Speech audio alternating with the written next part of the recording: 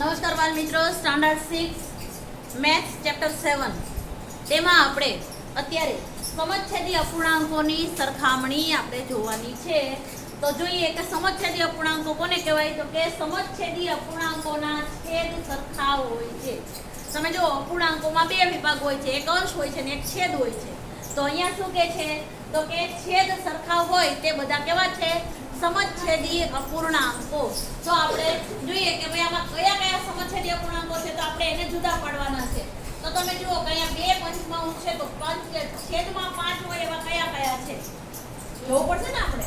તો એના માટે આપણે જોઈએ તો કે સમછેદી અપૂર્ણાંકોમાં પહેલા આપણે બે પંચમાંશ, પછી એક પંચમાંશ, તમે જુઓ પછી ત્રણ પંચમાંશ, પછી ચાર પંચમાંશ, બરાબર।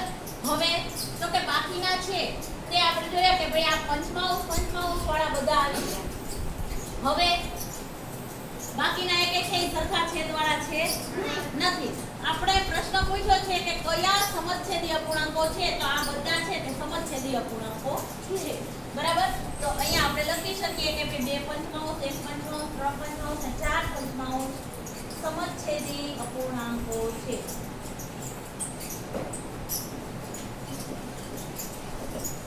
બરાબર, આ થયા તે સમછેદી અપૂર્ણાંકો। પછી હવે એમાં જોઈએ તો કે સરખા અંશવાળા વિષમછેદી અપૂર્ણાંકો।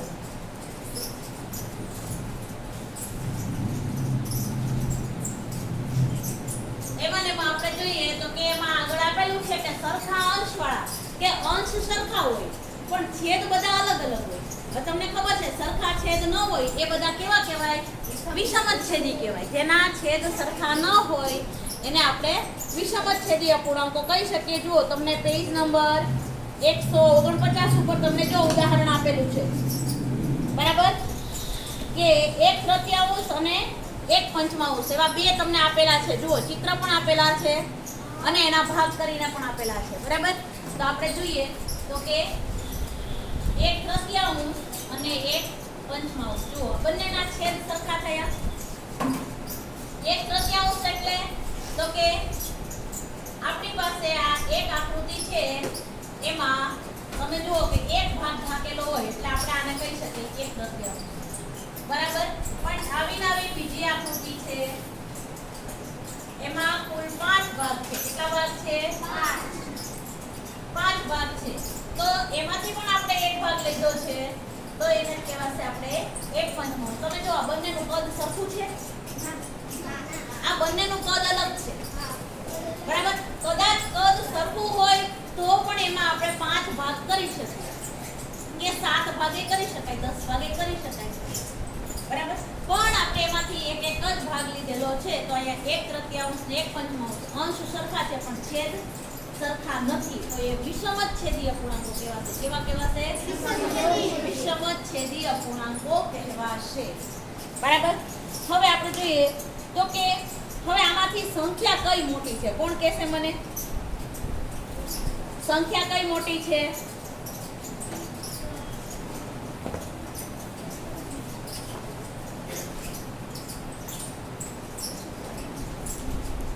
કઈ સંખ્યા મોટી છે? 1/5 મોટી છે। 1/5 મોટી છે, બરાબર। કઈ? 1/5। તમને છેદ મોટા લાગે છે એટલે તમને એ સંખ્યા મોટી લાગે છે, બરાબર। કઈ વાંધો નહીં, ચલો 1/3 મોટા છે, તો કેવી રીતે મોટા છે? કારણ કે તેના 3 ભાગ છે અને ઓલાના 5 ભાગ છે। એના 5 ભાગ છે, આમાં છે તે 3 ભાગ છે, તો એમાંથી એક ભાગ મોટો છે, બરાબર। એક વસ્તુના 3 ભાગ પડ્યા છે એટલે દરેક ભાગ છે એ ત્રીજા ભાગનો છે, મોટો ભાગ છે। જ્યારે 1/5 છે એમાં એક ભાગના એના કુલ 5 ભાગ કરેલા છે, તો 1/5 છે એ નાનો ભાગ છે। કેવો ભાગ છે? નાનો ભાગ છે। કદાચ બંને જો સરખી આકૃતિ હોય ને તો પણ આ વસ્તુ છે તે તમે જોઈ શકો કે ભાઈ આમાં કયો ભાગ મોટો છે અને કયો ભાગ નાનો છે એ તમને જો દેખાઈ જાય છે, બરાબર। જુઓ જો આમાં કયો ભાગ નાનો દેખાય છે કે મોટો દેખાય છે? આમાં કરતા દેખાય છે ને બરાબર. તો 1/3 છે તે 1/5 કરતા કેવી સંખ્યા છે? મોટી સંખ્યા છે એટલે 1/5 નાની છે. સમજ પડી કે આ ભાગ છે તે મોટો છે. તમે જો તમારી આપણે સેન્ડવિચ જ લીધી હતી બરાબર. હવે સેન્ડવિચ છે તો સેન્ડવિચનો અડધો ભાગ કરું તો 2 ભાગ થાય છે ને. તો એ બંને ભાગ કેવા હોય છે? મોટા હોય છે અને સરખા હોય છે, એક સરખા મોટા હોય છે બરાબર. પણ હવે ઈ સેન્ડવિચના હું એક સેન્ડવિચનો અડધો ભાગ રહેવા દઉં, બીજી સેન્ડવિચમાંથી અડધો ભાગ કરી અને બીજાને આપું તો એ ભાગ નાનો થઈ જશે કે નહીં? બરાબર. તો એ નાનો ભાગ થઈ જાય છે એટલે ભાગ વધારે થઈ ગયા. પણ 1/2 વાળો ભાગ હતો એ ભાગ કેવો છે? મોટો છે. અને ઓલો જે 1/2 નો તો અડધો ભાગ હતો તે કેવો છે? નાનો છે. બરાબર. ભાગ વધારે થાય છે તેથી જે વસ્તુ છે તે કેવી થતી જાય છે? નાની થતી જાય છે. જેમ આપણે સફરજન એક હોય એ સફરજનના પહેલા 4 ભાગ કરીએ ને 4 ભાગની 4 ચીરું થાય તો એમાંથી પાછી આપણે એક ચીર કરીએ પણ સફરજનનું કદ તો એવડું ને એવડું જ છે ને. એમાંથી ભાગ વધારે થાય છે બરાબર. હવે 1/4 ભાગનો સફરજન હોય તો એનો ભાગ કેવો હોય? મોટો હોય. પણ 1/8 ભાગનો સફરજન હોય તો એનો ભાગ નાનો હોય બરાબર. તો અહીંયા ભલે સંખ્યા આપણે 1/8 આવે બરાબર, પણ મોટો ભાગ કયો છે? 1/4. કયો ભાગ મોટો છે? બરાબર. ચલો આ સમજાઈ ગયું દરેકને? ચલો લખી નાખો પેલા એકવાર. હા,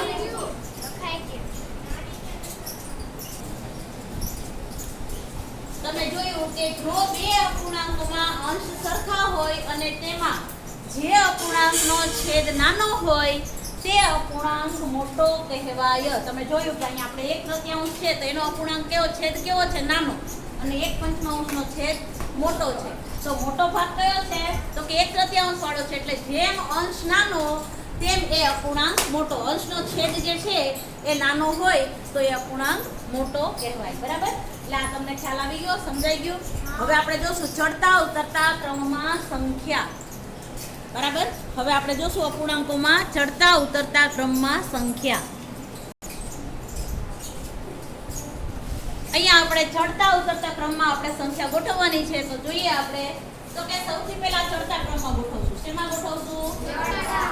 ચડતા ક્રમમાં બરાબર. હવે તમને ખબર છે ચડતો ક્રમ કેવી રીતે લખાય? તો કે સૌથી પહેલા નાની સંખ્યા, પછી એથી મોટી, એથી મોટી, એથી મોટી, જેમ જેમ ક્રમશઃ આવતી જાય તે રીતે આપણે સંખ્યા લેવાની થાય.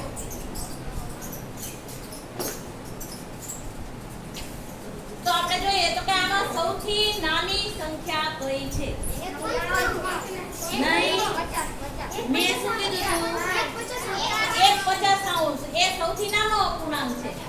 1/50 છે. આમાં જોઈએ છેદમાં સૌથી મોટી સંખ્યા કઈ છે? તો કે 1/50 એટલે એ સૌથી નાનો અપૂર્ણાંક છે બરાબર. તો અહીંયા આપણે જોઈએ 1/50. પછી એનાથી નાનો અપૂર્ણાંક કયો આવે છે? 23. 1/23. પછી 1/5.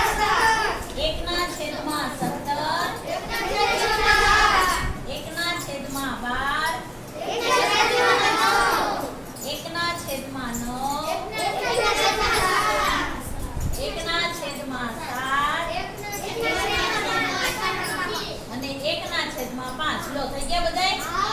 બધા ચડતા ક્રમમાં ગોઠવાઈ ગયા? પરીક્ષામાં પૂછાય તો આવડે ને બધાને? ઓકે. ચલો હવે નેક્સ્ટ આપણે આને ઉતરતા ક્રમમાં ગોઠવીએ. કેવી રીતે? ઉતરતા ક્રમમાં. હવે આપણે ઉપર જોવું પડશે કે ચડતા ક્રમમાં જોવાનું? ચડતા ક્રમમાં શું કરવાનું? છેલ્લેથી આપણે ક્રમશઃ લેવાની સંખ્યા. ખ્યાલ આવી ગયો ને બધાને? એટલે ઉતરતા ક્રમમાં સૌથી પહેલા મોટો અપૂર્ણાંક આવે, પછી એનાથી નાનો, એનાથી નાનો, એનાથી નાનો, એનાથી નાનો બરાબર. 1/5, 1/7, 1/9, 1/12,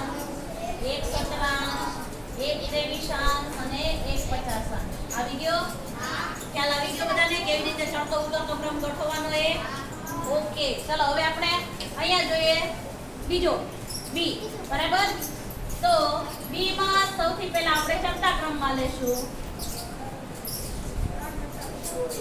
ચડતા ક્રમમાં તમે જુઓ 3/છેદમાં કયો અપૂર્ણાંક સૌથી મોટો છે? છેદ કયો મોટો છે?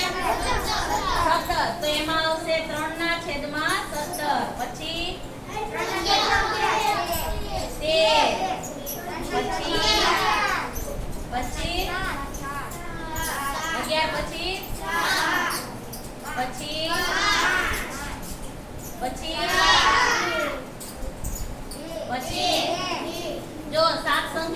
જોવાની હો 1 2 3 4 5 6 ને 7 છે તો આપણે અહીં સાથે સાથ લખાઈ ગયા 1 2 3 4 5 6 ને 7 આ થયા તે બધા કેવા થયા ચડતા ક્રમમાં અપૂર્ણાંકો થયા કેવા થયા ચડતા ક્રમમાં અપૂર્ણાંકો બરાબર ત્યાર પછી હવે જોઈએ તો કે ઉતરતા ક્રમમાં તો સૌથી પહેલા 3 ના છેદમાં 2 3 દુત્યાંશ પછી 3 ચતુર્થાંશ 3 પંચમાંશ 3 સપ્તમાંશ 3 અગિયારાંશ 3 તેરાંશ અને 3 સતરાંશ ચલો થઈ ગયું બધાને ચડતા ક્રમ ને ઉતરતા ક્રમ બધાને સમજાઈ ગયા પરીક્ષામાં પૂછાય તો આવડે સરસ વેરી ગુડ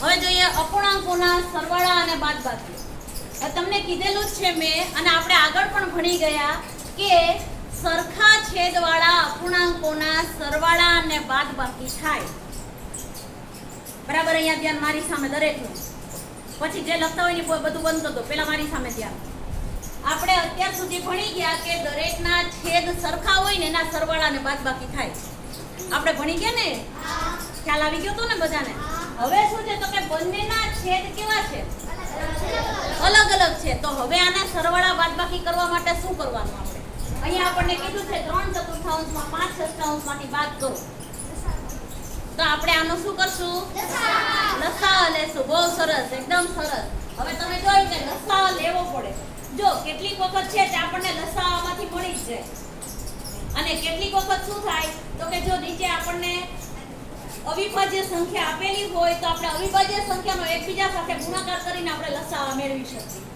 અહીંયા પણ તમે એકબીજાનો ગુણાકાર કરીને લસાઅ મેળવી શકો બરાબર પણ હવે અહીંયા આપણે 4 અને 6 નો લસાઅ લઈએ તો કેટલો થાય તો કે 4 અને 6 નો લસાઅ લેતા જો આપણે અહીંયા લસાઅ લઈએ છીએ નાનો એવો બરાબર હવે તમે જુઓ છો કે 2 દુ 4 અને 3 દુ 6 2 એકુ 2 અને અહીંયા 3 અને અહીંયા 3 એકુ 3 કેટલા થયા તો કે 2 ગુણ્યા 2 ગુણ્યા 3 બરાબર કેટલો થયો લસાઅ 12 કયો થયો લસાઅ કેટલો થયો 12 થયો તો આપણે 4 ને કોની સાથે ગુણીએ તો 12 થાય અને 6 ને કોની સાથે ગુણીએ તો 12 થાય 4 ના ઘડિયામાં 12 ક્યારે આવે 3 તો આપણે અહીંયા 3 મૂકીશું પછી અહીંયા 6 ના ઘડિયામાં 12 ક્યારે આવે તો આપણે અહીંયા 2 થી બંનેનો ગુણાકાર કરશું મૂળ આપણે છેદ સરખા બનાવવાના શું કરવાનું છેદ સરખા બનાવવાના તો આપણે જોઈએ તો કે આ 3 છે 3 અને 2 ને આ બંને સંખ્યા સાથે આપણે એનો ગુણાકાર કરીશું પહેલા બરાબર અને એમાં જોઈએ તો કે 3 ગુણ્યા 3 અને અહીંયા 4 ગુણ્યા 3 ઓછા જુઓ બરાબર જમો સમજો હો પછી અહીંયા તો કે 5 ગુણ્યા 2 અને 6 ગુણ્યા 2 બરાબર થયું હવે શું કરશું તો કે 3 તેરી 9 છેદમાં 5 5 દુ છેદમાં બંને સરખા થઈ ગયા છેદ હવે આપણે એનો સરવાળો બાદબાકી ઈઝીલી કરી શકીએ ને હે તો હવે તમે જુઓ કે 9 માંથી 10 જાય એટલે 9 સોરી આપણે બાદબાકી કરવાની છે ને અહીંયા આપણે બાદબાકી કરવાની છે બરાબર 9 ઓછા 10 થાય છે 3 તેરી 9 થાય છે અને 5 દુ 10 થાય છે બરાબર આપણે જોઈએ તો કે મોટા અપૂર્ણાંકને આપણે આગળ લઈ લઈએ બરાબર આ 5 દુત્યાંશ આપણે 10 છે બંનેને આપણે એકબીજામાંથી બાદ કરવાના છે બરાબર 3 ચતુર્થાંશ ને 5 ષષ્ઠાંશમાંથી બાદ કરો કે 5 ષષ્ઠાંશ ને 3 ચતુર્થાંશમાંથી નીકળેનો જવાબ છે ને ઓછામાં આવે કેવો આવે ઓછામાં જવાબ આવે આપણે લેશું તો કેવી રીતે લેશું તો કે આપણે આ અપૂર્ણાંકને આપણે આગળ કરી લઈએ બરાબર પછી આપણે એને 3 ચતુર્થાંશ એમાંથી બાદ કરીએ તો આપણે જોઈએ 5 દુ 10 ના છેદમાં 12 ઓછા 9 ના છેદમાં 12 બરાબર કેટલા થશે 10 ઓછા 9 એટલે કેટલા થશે 1/8 જવાબ આવ્યો જ તમારા ઉદાહરણમાં આપેલું છે બરાબર ઉદાહરણ નંબર 8 જુઓ બરાબર. હવે શું કીધું છે કે 2 પંચમાંશ ને 1 તૃતીયાંશમાં ઉમેરો. તો અહીંયા પણ આપણે એમ જ કરો. જો મેં તમને હમણાં કીધું હતું કે અવિભાજ્ય સંખ્યા હોય તો એકબીજાનો ગુણાકાર કરી નાખો. બરાબર. તો અહીંયા આપણે શું કરશું તો કે 3 ને 5 ને 3 સાથે ગુણીશું. 3 ને 5 સાથે. તો નીચે કયો આવશે લસા એનો? 15 આવશે. કયો આવશે? 15. તો આપણે જોઈએ તો કે 2 ગુણ્યા 3 છેદમાં 5 ગુણ્યા 3 વત્તા 1 ગુણ્યા 5 છેદમાં 5 ગુણ્યા 3 થઈ ગયા. અથવા 3 ગુણ્યા 5 આવશે. બરાબર. 3 ગુણ્યા 5 કરીએ આપણે. તો હવે જોઈએ 2 તેરી 6 6 ના છેદમાં 15 વત્તા 1 પંચું 5 5 ના છેદમાં બરાબર. તમે જુઓ 6 ને 5 11 11 ના છેદમાં 15. એવો જવાબ ખ્યાલ આવી ગયો બધાને? ઓકે. ચલો હવે આપણે જોઈએ તે ઉદાહરણ નંબર હવે 9 છે. એને સાદું રૂપ આપવાનું છે તો એ આની જેમ જ છે. બરાબર. બાદબાકી કરવાની છે. ઓકે. તો એ તમે જોઈ લેજો. ઉદાહરણ 9 છે એ જાતે કરજો. હવે ઉદાહરણ 11 જુઓ. 11 તમને હું સમજાવું છું. બરાબર. શું કામ તો કે મિશ્ર સંખ્યા આપેલી છે. ત્યાં કઈ આપેલી છે? મિશ્ર સંખ્યા આપેલી છે. તો એને આપણે જોઈએ 2 પૂર્ણાંક ઉદાહરણ નંબર 11 2 પૂર્ણાંક 4 પંચમાંશ વત્તા કરી નાખું છું વત્તા 3 પૂર્ણાંક 5 ષષ્ટાંશ. બરાબર. તો હવે સૌથી પહેલા આપણે શું કરીશું તો કે સૌથી પહેલા આપણે વત્તા કીધું છે એટલે આપણે દરેક પૂર્ણાંક આપણે એમાં વત્તા કરીશું. બરાબર. તો તમે જુઓ કે 2 વત્તા 4 પંચમાંશ વત્તા 3 વત્તા 5 ષષ્ટાંશ થયા. હવે આપણે શું કરવાનું છે તો કે નીચેની જે સંખ્યા છે 5 અને 6 એમાંથી એક અવિભાજ્ય સંખ્યા છે. જુઓ એક અવિભાજ્ય સંખ્યા હોય ને એટલે આપણે બંને સંખ્યાને આપસમાં ગુણી લેવાની. ઓકે. તો એના માટે આપણે જોઈએ તો હવે કાં તો આપણે છે તે મિશ્ર સંખ્યાને આપણે શું કરવું પડે? મિશ્ર સંખ્યાને આપણે અશુદ્ધ પૂર્ણાંક બનાવવો પડે. બરાબર. તો અહીંયા આપણે મિશ્ર સંખ્યાનો અશુદ્ધ પૂર્ણાંક બનાવીએ તો આપણે શું કરીએ? 5 દુ 10 10 ને 4 14. બરાબર. તો 14 ના છેદમાં 5 આવે. 14 ના છેદમાં 5 સોરી 5 દુ 10 10 ને 4 14. 14 ના છેદમાં 5 આવ્યા વત્તા 3 6 18 18 ને 5 21 ના છેદમાં 6 થયા. આ આપણે અશુદ્ધ પૂર્ણાંક કરી નાખ્યો. હવે શું કરીશું તો કે હવે આપણે આ બેનો લસાઅ લઈએ. તમને ખબર છે એક અવિભાજ્ય સંખ્યા હોય ને તો લસાઅ બંનેનો ગુણાકાર જ મળે. તો અહીંયા થશે કે શું થશે તો કે 6 પંચા ને 30 આપણે અહીંયા લેવાના થાય. તો અહીંયા 5 ને 6 સાથે ગુણો અને 6 ને 5 સાથે. તો અહીંયા આપણે 14 ગુણ્યા 6 છેદમાં 5 ગુણ્યા 6 વત્તા 21 ગુણ્યા 5 છેદમાં 6 ગુણ્યા 5 બરાબર. 14 6 કેટલા થશે? 84 એના છેદમાં 30. 21 પંચા 105 એના છેદમાં 30 બરાબર. તો હવે તમે જુઓ કે અહીંયા આપણે 30 કરી નાખીએ નીચે અને અહીંયા 84 વત્તા 105 બરાબર 189 થાય છે છેદમાં 30. હવે આને આપણે શું કરવું પડશે? હવે શું કરવું પડશે? મિશ્ર સંખ્યામાં પાછું મૂકવું પડશે ને? આપણે મિશ્ર સંખ્યાનો અશુદ્ધ પૂર્ણાંક કર્યો તો હવે આને શું કરવાનું? હવે ફરીથી આપણે એને મિશ્ર સંખ્યામાં મૂકવા માટે શું કરવાનું તો કે 189 ને આપણે 30 વડે ભાગાકાર કરવાનો. બરાબર.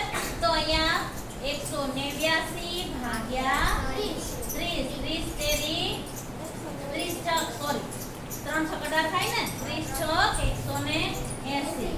અહીંયા 9 વૈધા અને અહીંયા શૂન્ય. શું બનશે મિશ્ર અપૂર્ણાંક તો કે 6 પૂર્ણાંક 9 ના છેદમાં 30. જો આ થાય 6 પૂર્ણાંક 9 ના છેદમાં 30 હે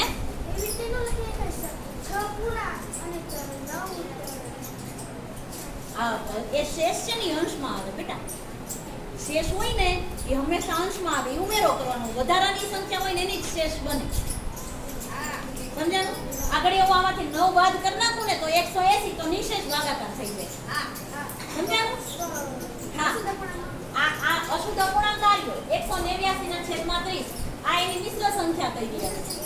શું કર્યું આપણે એની મિશ્ર સંખ્યા કરી. અહીંયા જોયું આપણે 2 ને 3 કેટલા થાય? કુલ 5 થાય. પણ હવે આપણે એના આવડા નીચેના છેદ છે અને ઉપરના જે 5 ષષ્ઠાંશ ને 4 પંચમાંશ ને આપણે એમાં ઉમેરો કર્યો એટલે અહીંયા એટલા અહીંયા વધી ગયા પોઈન્ટ. સમજાણું? એટલા પોઈન્ટ ત્યાં વધી ગયો. ચલો હવે કોઈને કઈ પ્રશ્ન? ઉદાહરણ 11 મેં તમને સમજાવી દીધું. બરાબર કરજો બધા.